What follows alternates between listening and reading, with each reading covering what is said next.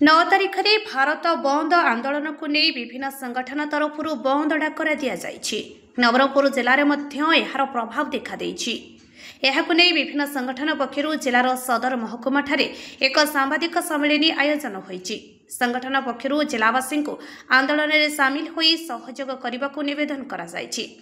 विभिन्न संगठनर विभिन्न दाबी नहीं भारत बंद करा सूचना देछि संगठन।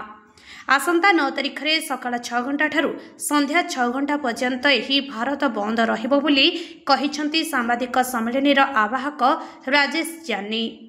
आंदोलन में मुख्यतः युवकों समस्या छात्र छात्री चाषी मानक समस्या घर उच्छेद होइथिबा विषय एपरि अनेक दाबी नहीं आंदोलन को ओह्लाइब संगठन।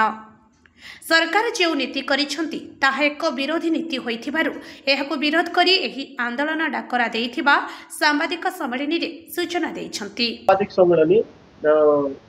केंद्रीय श्रमिक संगठन मानकर मिलित मंच एवं स्वाधीन जो फेडरेशन अच्छी ट्रेड यूनियन अच्छी सहित नवरंगपुर जिलार विभिन्न गण संगठन आदिवासी संगठन दलित संगठन कृषक संगठन एवं अन्य जो संगठन सामाजिक संगठन अच्छे समस्त को लेकिन आज आम जो ऑल इंडिया जो धर्मघट डाकरा दि भारत बंद डाकरा दि समर्थन करके आज आम सामाजिक सम्मेलन करूँ। नवरंगपुर जिले में आम ये जो धर्मघट व हड़ताल को सफल करूँ सहित श्रमिक मानकर कृषक मानकर छात्र मानकर युवक मानकर सामाजिक संगठन विभिन्न ट्रेड यूनियन जहाँ आम जो संवैधानिक अधिकार अच्छी ये जो केंद्र सरकार जो दिल्ली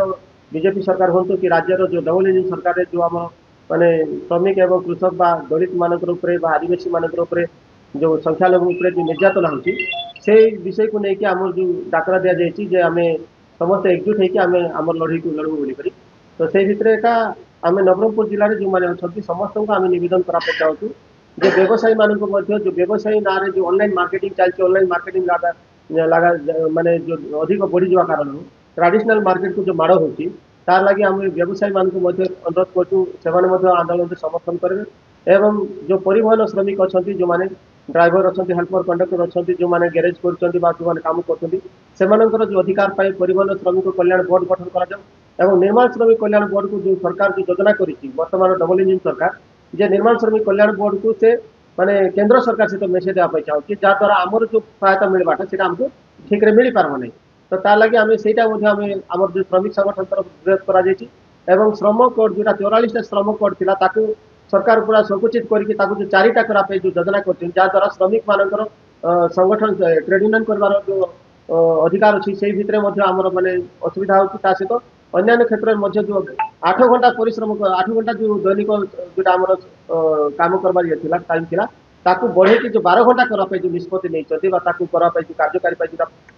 निष्पत्ति माने पदक्षेप नहीं तार विरोध में पूरा देशर श्रमिक मान को एकजुट कर आग को माने ये आंदोलन में आम समर्थन आपको बाहर समस्त नवेदन करूँ सहित आपण समस्त जानते देखु आम जे ये किसी मास है देखु जे दलित मान जो अत्याचार हो दलित मान जो माड़ मरा जाऊँगी विभिन्न बहाना गो सुरक्षा ना माड़ मरा जाऊँगी कौटी जाति को आक्षेप कर माड़ मरा जाऊँगी तो कौटी माने आदिवासी मान को अत्याचार करा जाऊँगी जंगल अधिकार आईन को उल्लंघन बार बार चली जमी नवरंगपुर जिले में बार बार चली आदिवासी मान को आक्रमण करा जाऊँगी रक्ताक्त माड़ मरा जाऊँगी सहित